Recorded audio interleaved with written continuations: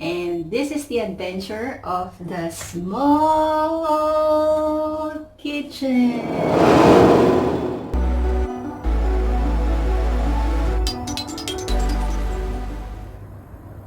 Hey people, I was thinking, what can we do with the leftover sweet potato? I have already marinated our chicken with soy sauce and garlic. Maybe 6 to 8 garlics. So heat a pot and pour in some cooking oil or olive oil. Maybe 2 tablespoons.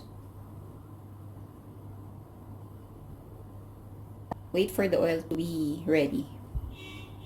Our pan is ready. We will now fry our chicken.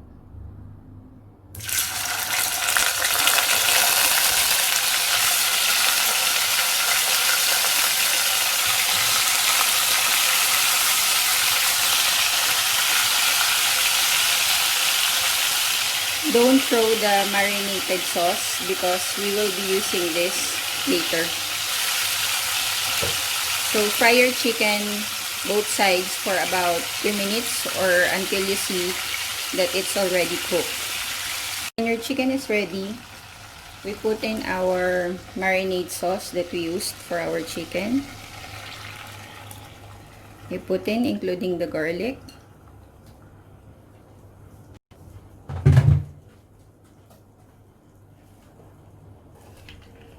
Then you put in some water.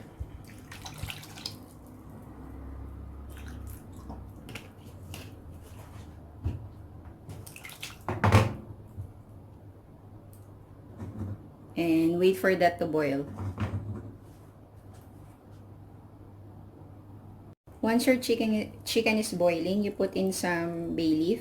I don't have a whole bay leaf. This is what my mom have here in the house. So this is crushed bay leaves. So you put in a couple. You put in some whole black peppercorn.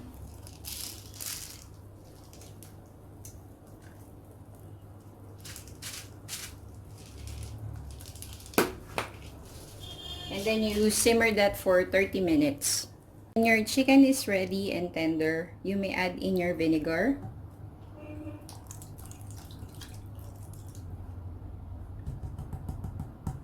Stir that and cook it for 10 minutes. We now put in our sugar.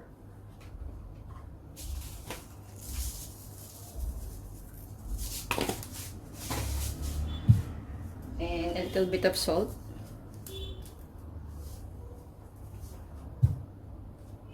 And we mix that in. And then we now add our sweet potato. So I cut our sweet potato into bite size. If you are not eating rice, this would be better because this can be your rice already.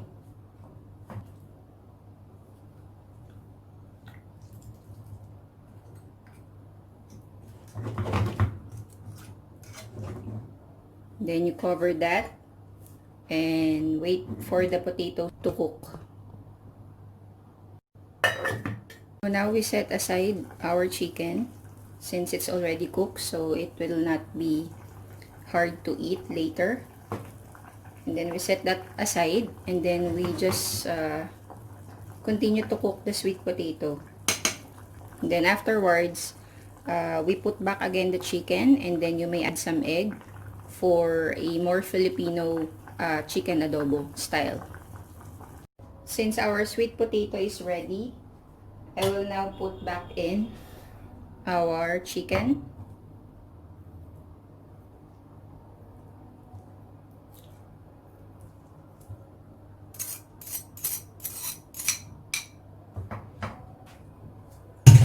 And for more Filipino style, I will put in some egg.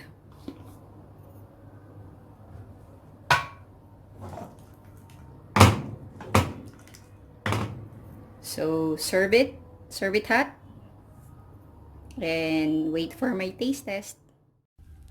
Do you want to know what's simple but tastier? B-roll.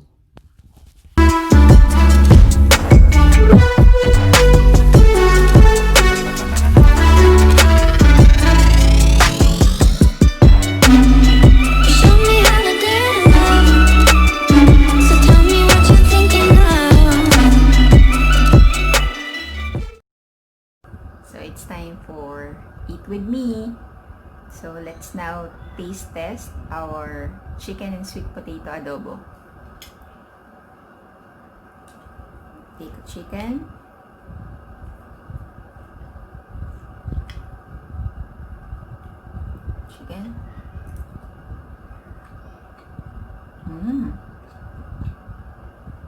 Then we got some sweet potato.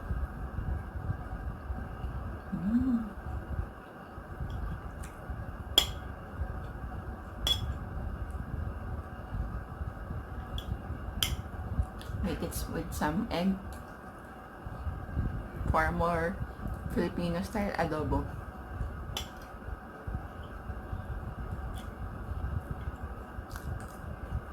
So if you're not if you're on a diet or not really on a diet, or if you just want to cut your carbs for eating rice, you can do potato or sweet potato as an alternative for your carb intake, which is the rice.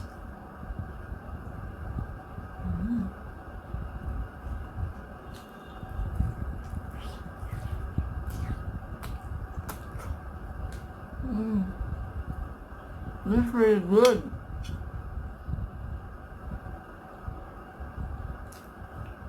The sweetness of the sweet potato and then the tangy taste of the vinegar or the sauce of the adobo. Really good.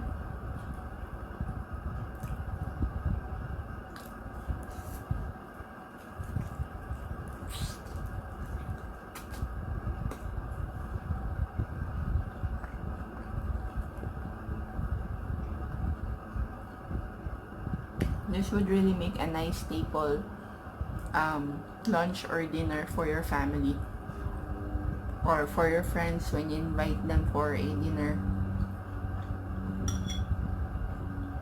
and make a different style of adobo.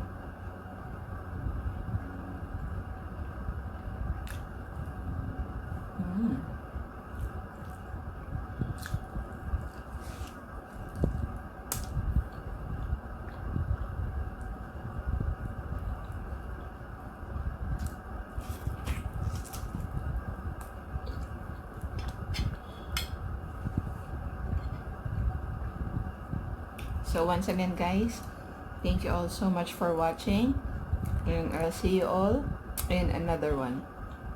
Show me how to